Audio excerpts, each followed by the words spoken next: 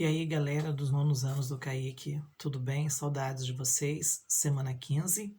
E como eu já disse num vídeo que eu postei nos grupos do WhatsApp segunda-feira, essa semana o tema inspirador é o livro Se Liga em Você, de um escritor espírita, Luiz Antônio Gasparetto. Mas o livro, obviamente, não tem nada a ver com a crença religiosa dele. O livro fala de autoestima, de afeto, da gente se aprender a se conhecer, a se gostar desde pequenininho, para que nós possamos nos tornarmos adultos melhores e fazer do convívio com os demais um convívio mais agradável, mais afetuoso, mais humano e, consequentemente, fazer da nossa sociedade, do nosso mundo, algo muito mais prazeroso para ser vivido.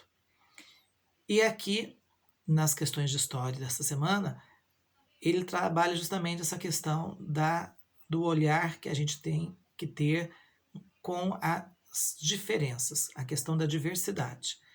Nós sabemos que é uma questão de afeto, é uma questão de carinho, de compreensão, de autoconhecimento, você saber que os seres humanos, eles têm as suas diferenças, mas as diferenças não quer dizer que elas são que um é melhor ou pior do que o outro, certo? Essas diferenças, elas só mostram características variações genéticas, características emocionais, de opções de orientação sexual, de crenças religiosas. Outros são mais magrinhos, outros mais gordinhos, outros mais baixinhos, outros mais altinhos, não interessa. Isso não faz de um melhor e de outro pior. Essa é a mensagem importante aí. E as questões trabalham muito bem isso. Na primeira questão tem um poema chamado Estrela, onde ele fala justamente da diversidade das cores das estrelas. Já começa mostrando que não importa a cor da estrela, é importante que ela brilha como todas as estrelas brilham. Elas são luz, independente da cor e do formato delas. Ok? E logo em seguida vem um texto que fala sobre a questão da igualdade. Fala sobre cidadania, sobre igualdade. Nós sabemos que na antiguidade foram os gregos que criaram o termo cidadania. Quem eram os cidadãos da antiga Grécia? Eram aqueles que viviam nas cidades. Depois isso foi sendo ampliado e após a Segunda Guerra Mundial, a ONU criou a Declaração dos Direitos Humanos, aonde todo e qualquer tipo de discriminação, todo e qualquer tipo de preconceito provocado, seja por qualquer motivo, é um crime contra a humanidade. Então, os seus direitos individuais passam a ser amplamente respeitados. Não interessa se você é homem, se você é mulher, se você é moreno, se você é mais clarinho, se você é gordinho ou é magrelinho, não, se você é de uma religião ou de outra, não importa, certo? Os direitos somos diferentes, mas não somos nem melhores e nem piores que ninguém. E depois de ler o poema e o texto, ele pergunta: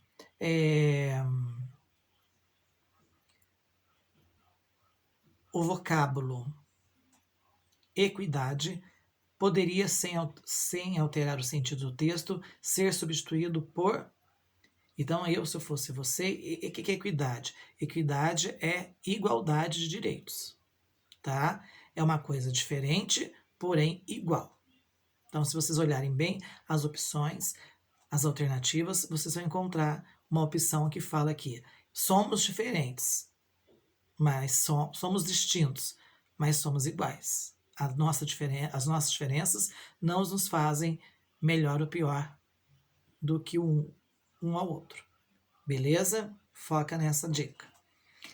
Aí vem o texto 2, que continua falando sobre cidadania e tudo mais, e vem a pergunta: considerando essas informações do texto, é correto afirmar que para o autor diz, né, que cidadania não são apenas os direitos e os deveres que as leis nos fazem cumprir, que as leis nos cobram. Cidadania também é uma coisa que vai muito além disso, né? Vai da postura, do bom senso, do trato, de um para com o outro, do respeito de uma pessoa para com a outra. Cidadania é muito mais do que apenas leis que eu sou obrigado a cumprir e que às vezes eu cumpro só porque eu tenho medo das penalidades que eu possa vir a sofrer caso eu não a siga. Como aconteceu, por exemplo, naquele vídeo que está rolando aí na internet, falando daqueles dois moços lá que estavam destratando o motoboy lá num condomínio de classe média.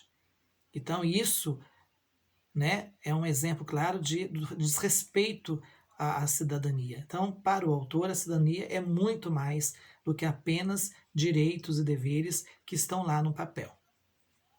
E a última questão fala da Constituição de 1824, uma Constituição que foi criada por Dom Pedro I de uma forma bastante complexa, né? Eu digo complexa no sentido que teve muita briga, muita discussão, muita confusão por causa dessa Constituição. Essa Constituição ela acabou sendo outorgada, ou seja, ela acabou sendo imposta. Ela tinha aspectos onde ela trazia uns avanços bastante grandes para o Brasil, mas também tinha aspectos bastante retrógrados, como, por exemplo, a criação do poder moderador, que dava ao Dom Pedro I poderes amplos, mas trazia direitos que ainda os brasileiros não tinham a oportunidade de usufruir, certo?